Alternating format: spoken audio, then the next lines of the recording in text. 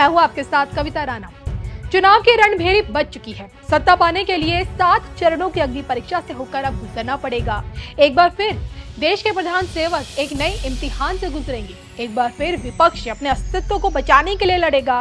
एक बार फिर खिलते कमल को रोकने की कोशिश होगी और एक बार फिर जनता बहुमत के साथ देश की सरकार चुनेगी।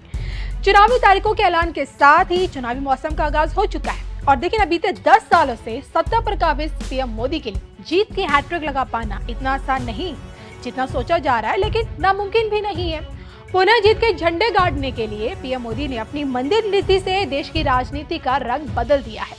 रामलला के स्थापित होते ही राम राज्य आरंभ हो गया है और इसी राम राज्य में अब पीएम मोदी ने अपनी उपलब्धियां गिनानी भी शुरू कर दी है। जी हाँ, भारत को दुनिया का तीसरा सबसे बड़ा एविएशन सेंटर बनाया। सरकारी योजनाओं में ट्रांसपेरेंसी लाकर बिचौलियों का दी एंड कर दिया।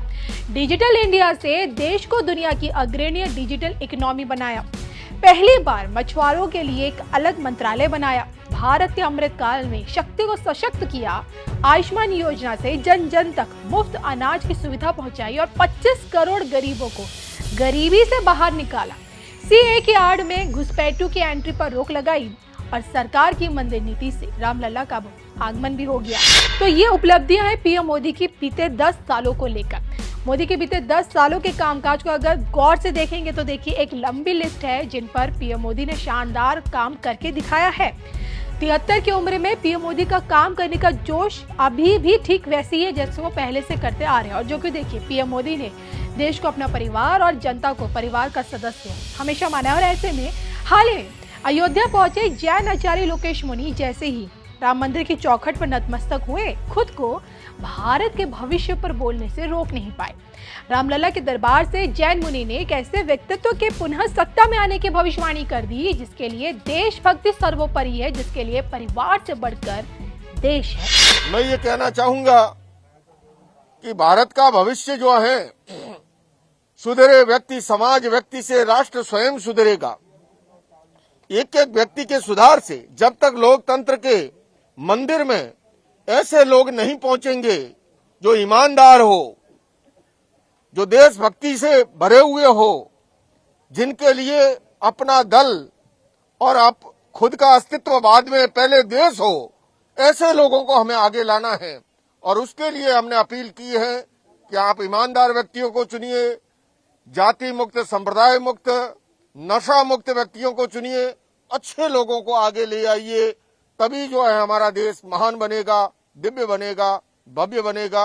और इसीलिए मेरी देशवासियों से अपील है, देखिए लोकतंत्र में मतभेद को विकास का माध्यम माना गया है, किंतु मतभेद जब मनभेद का रूप धारण करता है तब समस्या उत्पन्न होती है।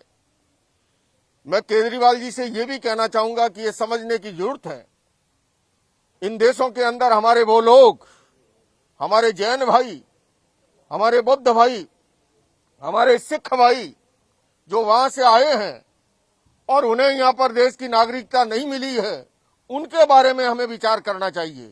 इसलिए अगर आपने महल में खिड़की बनाई है, संभावना है कि कहीं कचरा न आए, तो आप कचरे को रोकिए किंतु हवा को मत रोकिए।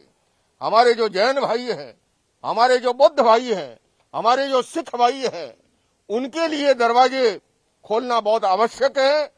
मैंने फिर से कहूंगा, कचरा ना आए उसके लिए जाली लगाई जा सकती है, किंतु प्रकाश और रोशनी को नहीं रोकना चाहिए और किसी को भी इसमें राजनीति नहीं करनी चाहिए। कुछ मुद्दे ऐसे होते हैं जो राजनीति से परे होते हैं। हमें देश के बारे में सोचना चाहिए, हमें उन लोगों की पीड़ा के बारे में सोचना चाहिए और हम सबको मिलकर के देश को आगे बढ़ाने का काम करना चाहिए। अब देखा जाए तो देखिए पीएम मोदी का नाम लिए बगैर ही जैन मुनि ने अपने दिल की बात कह दी। इस बात की भविष्यवाणी कर दी कि आने वाले 10 साल किसके नाम रहेंगे। बहरहाल देखिए, जो लोग इस वक्त पीएम मोदी की उम्र का हवाला दे रहे हैं, उन्हें मुंहतोड़ जवाब देते हुए कई दफा देश के गृह मंत्री यानी कि अमित शाह इस बात की भविष्यवाणी कर चुके हैं कि बीते 10 सालों तक पीएम मोदी रहे, अब आगे 10 साल आगे तक भी पीएम मोदी ही रहेंगे। खुलकर ये कहते हैं कि पीएम मोदी ने जो कहा है वो पत्थर की लकीर बनी। विपक्ष है वो कहती है कि आप एक नया वोट बैंक बना रहे हैं, बीजेपी एक नया वोट बैंक बना रही है अपने लिए। देखिए, विपक्ष को और कोई काम नहीं, उन्होंने तो सर्जिकल स्ट्राइक और एयर स्ट्राइक को भी बताया कि आपका पॉलिटिकल फायदा है, तो क्या हम टेररिज्म पर कदम न उठाए? इन्होंने 370 को भी बताया कि ये आपके पॉलिटिकल फायदे के लिए कर रहे हैं। हम 1950 से कह रहे हैं कि हम 370 को हटाएंगे।